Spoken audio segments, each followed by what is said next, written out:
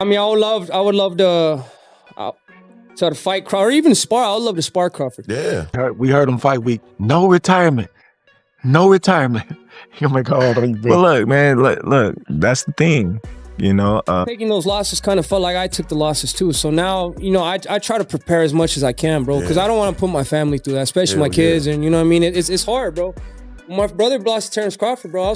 David Benavidez versus Terence Crawford has officially been confirmed. And honestly, this is a fight no one truly expected to happen. Make sure to like and subscribe, because this one is going to be special.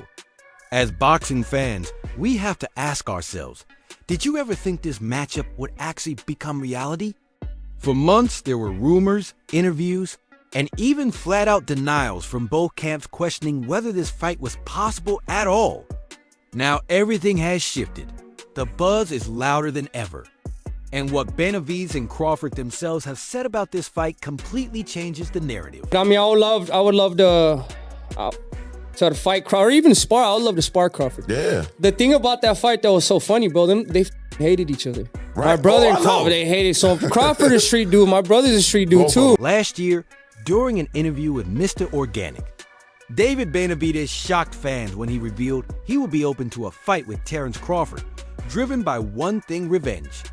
His brother, Jose Benavidez Jr., had already suffered a loss to Crawford back in 2018. David didn't hold back, saying, "I would love to get revenge, but I just don't think he would come up. I would love to fight Terence Crawford or even spar Crawford." That comment instantly set the internet on fire, with fans wondering if Crawford, famous for breaking down larger opponents with surgical precision, could really handle a powerhouse like Benavidez. In that moment, the idea of a dream fight was born. Honest with you, man, let Terence Crawford live. That's his weight class. I lost interest in 168 a long time ago. You know, I mean, I know that we could get offered a lot of money to go down to 168, but I'm more comfortable at 175. I'm chasing better beef. I'm chasing Bivol. You know, I'm chasing these other big. I'm chasing Zurdo Ramirez at cruiserweight. But here's the twist. What Benavidez said recently about Crawford shocked everyone and completely flipped the narrative. After Crawford's stunning win over Canelo Alvarez, the tone from Benavidez's camp suddenly changed. Instead of pursuing Crawford, Benavidez made it clear he had no interest in moving back down to super middleweight. Speaking to Inside the Ring, he said, "To be honest, let Terence Crawford live. That's his weight class. I lost interest in 168 a long time ago. And I know we could get offered a lot of money to go down. But I'm more comfortable at 175. I'm chasing bigger fights, Bivol. Zurdo Ramirez at cruiserweight." The comments stunned fans, especially since just months earlier he had teased the idea of settling the score with Bud. Now, that talk seemed like old news, as his focus shifted to defending his WBC light heavyweight title against Britain's Anthony Yarde in Riyadh on November 22nd.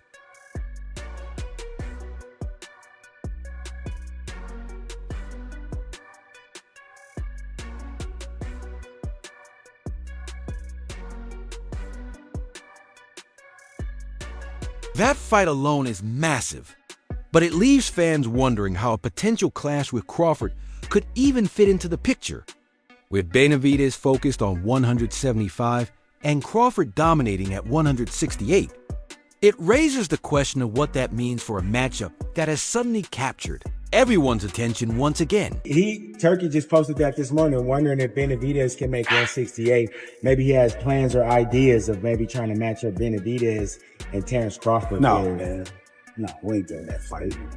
Maybe planning on vacating the belts. No, we ain't gonna vacate the belts. You know, we just gonna sit where we need to sit for a minute, and then, just like I said, get back in the gym. On the other side, Terence Crawford's trainer, Brian Bomac McIntyre, threw even more cold water on the hype. Speaking with Fight Hype, Bomac was blunt, saying, "No, man, we ain't doing that Benavidez fight. No, we ain't going to vacate the belts. We're just going to sit where we need to sit for a minute and get back in the gym and do our thing." Those comments only fueled more speculation. If Crawford's camp is openly shutting the fight down, why is it still being discussed so heavily behind the scenes? Is this just promoters and Saudi backers stirring the pot with massive money offers? Or do both fighters know that the financial and legacy stakes of this showdown are simply too big to ignore? Himself, I don't know why he wouldn't fight me, especially since, seeing that everybody in his team is on steroids, which means including him, so he never got off You think he's on steroids? Of course. Sure. How does five people out of your camp get tested positive for steroids? Right. You know what I mean? All those fucking... When it comes to modern boxing, the influence of Saudi Arabia can't be ignored. Turki Al-Alshik, the power broker behind several of the sport's biggest recent events, hinted that Benavidez could face Canelo Alvarez as part of his 4-fight deal with Riyadh season. That's where things get interesting. The Saudis have built a reputation for making impossible fights happen, often offering record-breaking money to fighters who once claimed they had no interest. So even with Benavidez saying he's moved on from 168 and Crawford's camp insisting the fight won't happen, Saudi influence still hangs over the situation. In boxing, money talks, and it often turns fan-demanded matchups into reality. Promoters know that Crawford versus Benavidez would be a massive seller.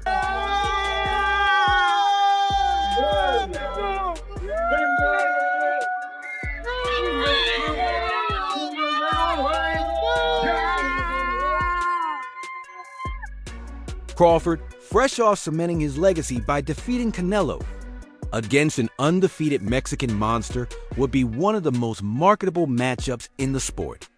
If the Saudis truly want it, don't be surprised if both fighters suddenly rediscover interest they once claimed to have lost. However, Crawford himself may have entirely different plans. After dismantling Canelo, he didn't sound like a fighter eager for another war. In interviews, he said he was relaxing and enjoying time with his family, admitting he hadn't even sat down with his team yet to figure out what comes next. Just, enjoying my family, enjoying, to be able to say, look what I accomplished or what I'm about to accomplish next.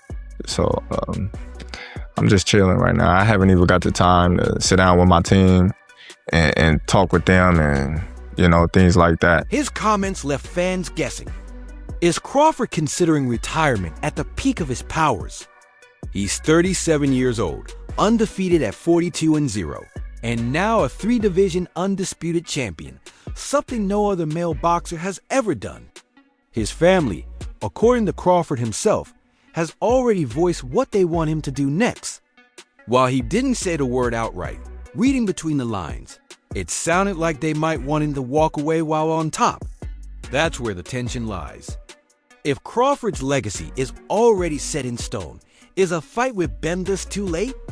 Or does he need one final challenge? A dangerous size clash to leave absolutely no doubt about his place among boxing's immortals. Adding more fuel to the fire, Crawford has found himself in headlines outside the ring. Just weeks after his win over Canelo, Omaha police pulled him over for reckless driving. The situation escalated fast though. Seatbelt. Step out. I'm opening the door. You can take mine off of me right here on my right. I'm keeping my fucking hands up. I'm not reaching for no gun, bro. Step out. Can I move my phone? Officers ordered him and his passengers out of the vehicle at gunpoint after spotting a firearm on the floorboard. The story made national news. Crawford was ultimately ticketed for reckless driving, while his security team member was found carrying a legal firearm. No one was arrested, and police confirmed all occupants were legally permitted to carry weapons. Still, video of the stop went viral, sparking debates about how champions are treated in their own hometowns. Some fans argued the distraction could rattle Crawford's focus. Others said this is exactly the kind of outside-the-ring controversy that makes his in-ring dominance even more remarkable. Either way, while Crawford deals with police investigations and speculation about retirement, Bems remains locked in on his next title defense. And while Crawford faces battles outside the ring, Bems is laser-focused inside of it. The conversation doesn't stop with Crawford versus Bems. Some of boxing's biggest voices have added their opinions, and not all of them flattering. As Floyd Mayweather toyed with Canelo. Like, he literally toyed with him. He didn't get hit at all. He didn't get hit at all. Not one time. Oscar De La Hoya claimed that Floyd Mayweather is much more superior than Crawford, arguing that while Bud is a brilliant fighter, Mayweather's technical skills place him on another level entirely. That stirred up heated debates among fans, with many asking whether Crawford can ever truly be considered in the same conversation as Mayweather without taking on giants like Benz. Meanwhile, UFC world, Ilia Topuria says that if you guys ever boxed, he would knock you out based on the first punch. That dude drunk, you know. Hey, you know, a lot of MMA guys, they drink a lot, so he must have been on that alcohol that day. Roy Jones Jr. offered another perspective. He believes Crawford might retire soon. But if he doesn't, Jones suggested he deserves a crossover spectacle, maybe even against UFC star Ilia Topuria. It's a wild idea, but it highlights how valuable Crawford has become. He's finally getting the global attention that eluded him for years, and that opens doors to fights outside the traditional boxing landscape. All of this raises one massive question. Is David Benavidez the real test Crawford needs for his legacy? Or is Crawford already looking beyond boxing altogether? At the end of the day, this potential showdown is about more than just titles. It's the ultimate clash of styles and legacies.